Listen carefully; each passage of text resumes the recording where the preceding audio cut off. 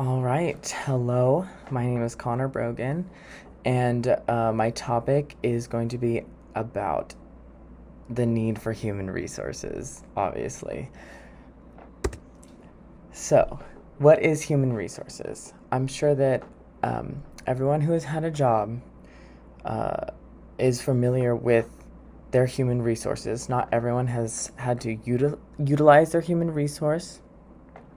Personally, I have, and I think that it is a crucial puzzle piece in any business.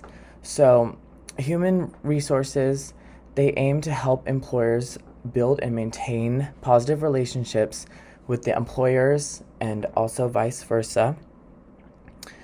Uh, I believe that human resources is a productive measure, and I also believe that human resources can be a person to simply talk to. And what I mean by that is open door policy that many human resources include within their own policy and their own business. So the responsibilities of human resources, there are several. I mean, they are responsible for recruiting employees and talent. They have a back and forth between their employees just to promote positive engagement. They deal with the other monetary sides, including compensation and benefits, training, risk management, audits, and legal compliance.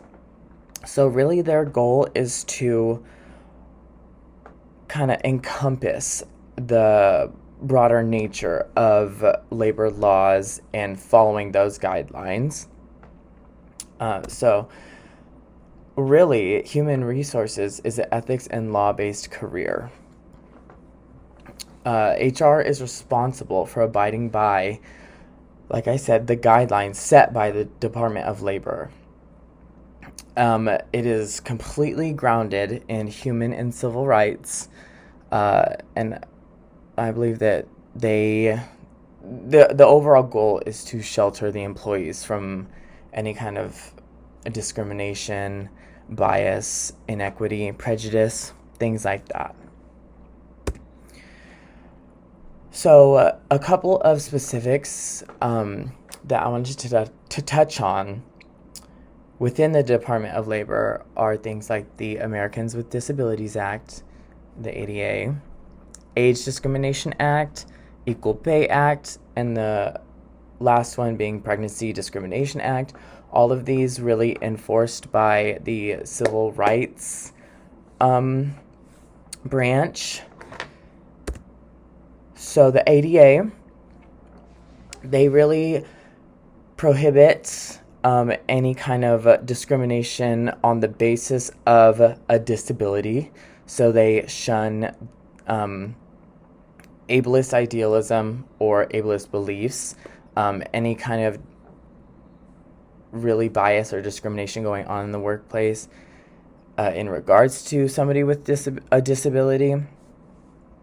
This act prohibits that. And like I said, it's enforced by the Civil Rights Center. Another one, as mentioned, was the Age Discrimination Act. And this really protects individuals of 40 years of age or older from entering a workplace. I'm sure that it is a common bias that people who are 40 years of older have a harder time gaining access into the career force, career options due to their age. So this act prohibits that side of discrimination. The Equal Pay Act is something that I think is arguably the most important. It prohibits wage discrimination based on sex.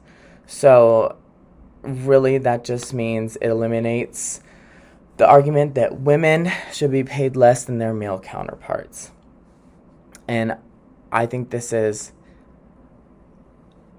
in my opinion, the most important. Equity is something that needs to be enforced everywhere, and HR is somebody who makes sure that this happens. Lastly, the pregnancy discrimination and pregnancy-related disability discriminations that can happen in the workplace are also common. These kinds of they focus on the rights of pregnant women / people. And discriminating against a pregnant person is illegal, point blank. Similar to the age discrimination, there can be and tends to be a bias that pregnant people are unable to work up to a certain point, and then after that, of course, they deserve time for themselves, their recovery, and time with their child. So this prohibits that.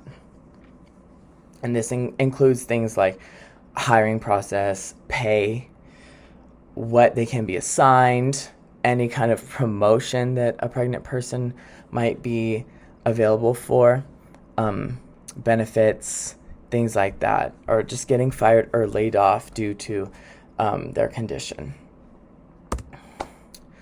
So this does relate to the course in the broader aspect of ethics and law.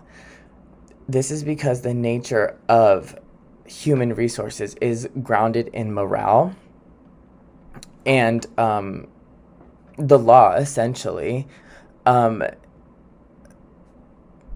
I said, their goal is to protect the company and the employees to avoid the legal issues that can happen around any kind of discrimination, like the ones that I talked about prior.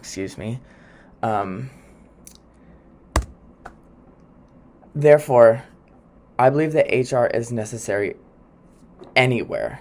It is actually not required for some small businesses. However, I believe that those small businesses should have them regardless. Larger companies, need at least one, if not several. Now this impacts people on a micro scale, which translates to the broader, the macro picture. Because HR is responsible for helping people with their mental well-being and their health. And oftentimes they are somebody who can aid in those kinds of mental struggle, mental battles. They are there. That is actually part of their job in some places. And I think that people and employees being able to utilize their HR is necessary for the well-being of the person, the individual. And the goal is to avoid a plethora of differing discriminations in the workplace. So,